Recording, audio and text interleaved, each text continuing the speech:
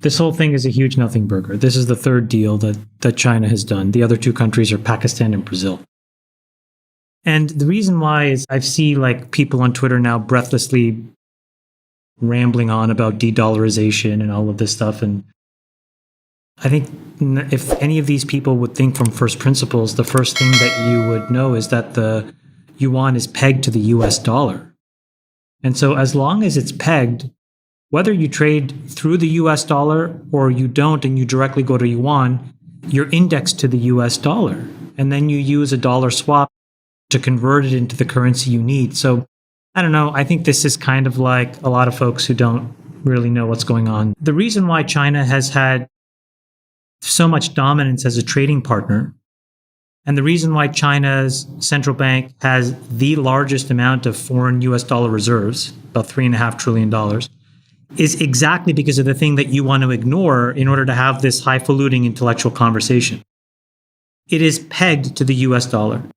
And until it is unpegged in a free-floating currency, we will never know what the real market clearing price is. China has been very effectively able to manipulate this currency since they were brought into the WTO in order to engender that trading partner status. They were able to artificially suppress the value of their currency so that exports from China could gain traction in countries all around the world. You have to take into account this currency peg, and you have to ask the question, where would the currency be if it wasn't free floating? And then what would the incentives be for folks to replace the dollar?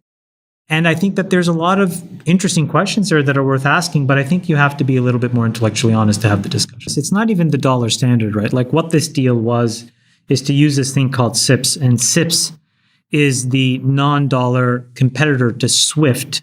And so you settle, right, across, let's just say you have two trading partners in two completely different countries that use a bank in each of their local areas.